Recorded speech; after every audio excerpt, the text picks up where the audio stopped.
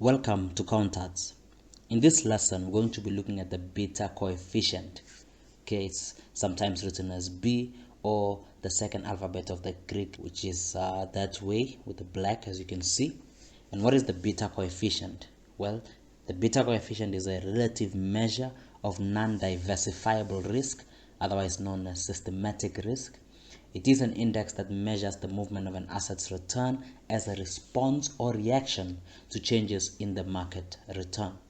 And by the market return, we're talking about the return on the market as a whole. Okay, the market portfolio. For example, S&P 500, which is the top 500 entities, okay, in the US. So that is what it measures. Okay, it's a measure of non-diversifiable risk. Now we've done that lesson before: non-diversifiable risk versus diversifiable risk, or systematic versus non-systematic risk. If you'd like to check that one out, you'll find the link in the description below.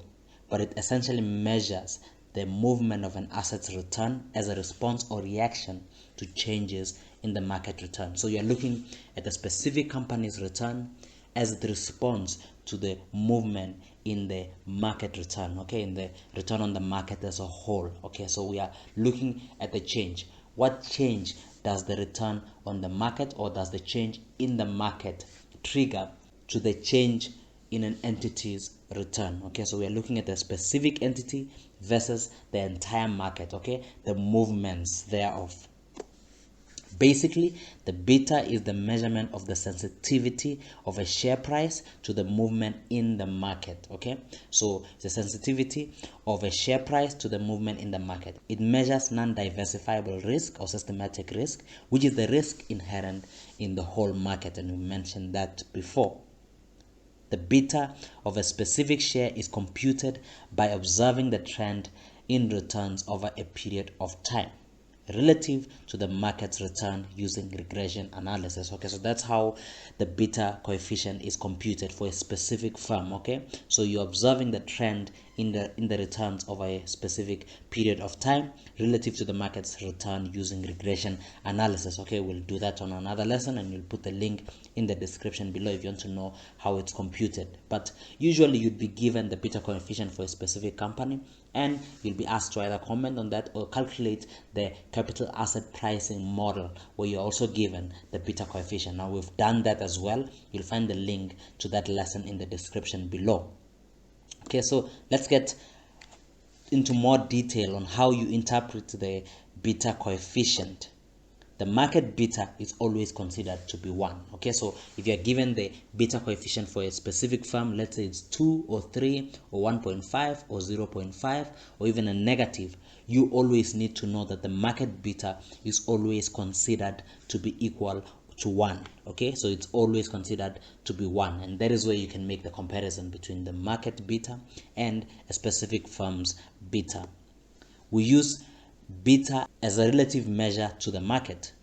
All other betas are studied relative to this market value.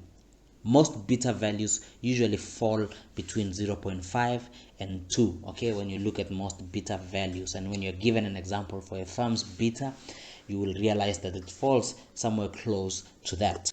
In simple terms, since the market beta is equal to 1, if a company's beta is greater than 1, it is more volatile and therefore more risky.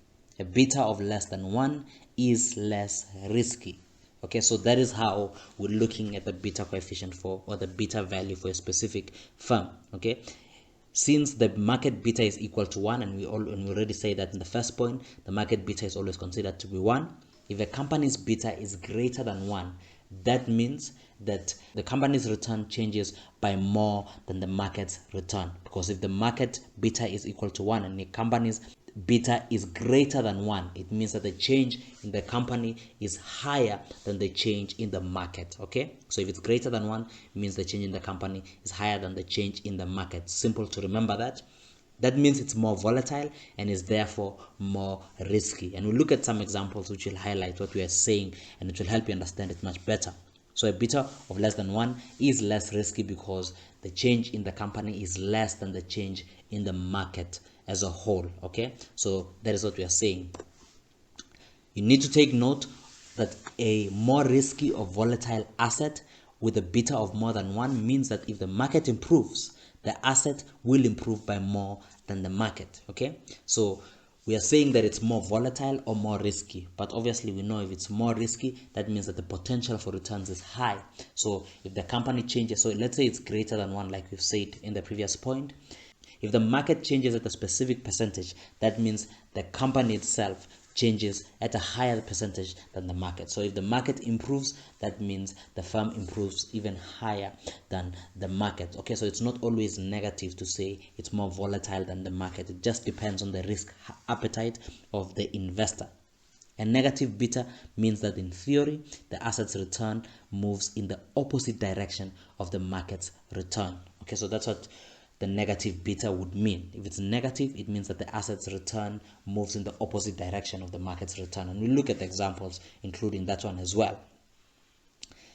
So here's what we are saying. The greater the company's beta is, the greater the risk and the expected return. Okay, i.e. the cost of equity. The cost of equity will be high. And like I said, we have done the capital asset pricing model, how to calculate the cost of equity using that model. And we show you also how beta coefficient or the beta value features into that model. The link is in the description below. But what we are saying here is that the greater the company's beta, the more risky it is because it's more volatile. And that means obviously you will have or you will require a higher return. Okay, the expected return will also be higher because the more risk you incur, the more return you're expecting to get back. So let's get into some examples which will help us explain what we've just been talking about. Kapenguria Limited's beta is equal to 1. Okay, if the market return improves by 10%, how much will it improve or decline by? Okay, so we are saying this specific company, Kapenguria Limited, has a beta which is equal to 1. And we are told that if the market return improves by 10%, how much will the company's return improve or decline by?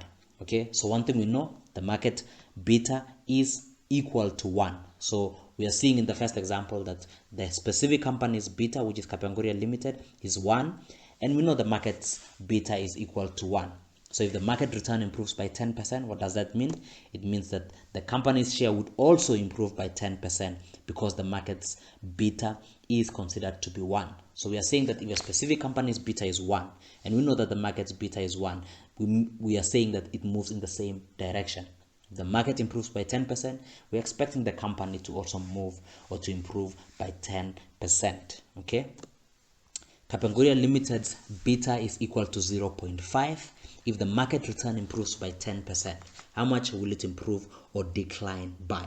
Okay, so we know here that the company's beta is less than 1. Okay, so that means it moves by less than the market. Okay, the market's movement is higher than that specific company's movement. Okay, so if the market return improves by 10%, how much will it improve or decline by? How much will the company's return improve or decline by? Well, if you think about it and you follow the principles we've been talking about, that means the company's return will improve by half of what the market is improving by, because the company's beta is half the market beta of 1. Okay, so Kapenguria Limited's share would improve by 5% because its beta is half the market's beta of 1.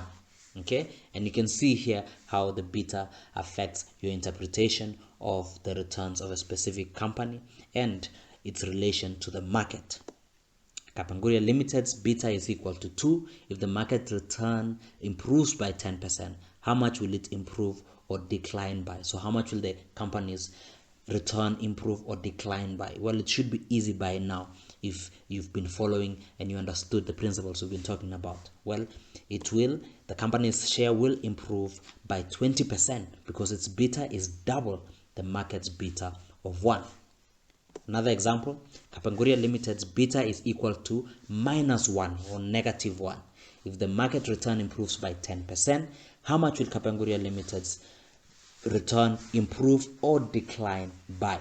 Well, you can see that this company's beta is now less than 0. Okay, it's -1. So if the market return improves by 10%, how much will it improve or decline by? Well, we said that if a specific company's beta is negative, that means it moves in the opposite direction. So if the market return improves by 10%, that means Kapenguria Limited's share would decline by 10%. You can see it's moving in the opposite direction because of the negative beta of the company. Okay, the market is improving, but the company is declining by the exact same percentage. They're moving in the opposite direction because the company's beta is exactly -1. Okay, and I hope you have understood the principle of beta and how to interpret it and how to see it in light of the market. Okay, we're just looking at the relationship between a specific firm or a specific entity with the market as a whole. We're looking at the sensitivity of the company's return or of the company in relation to a movement in the market. I hope you have gained value from this lesson. I hope you have understood the concepts we've been talking about. And if you have gained value from this lesson, please subscribe to our channel, like this video, and share it to those who think it might help. Till next time, cheers.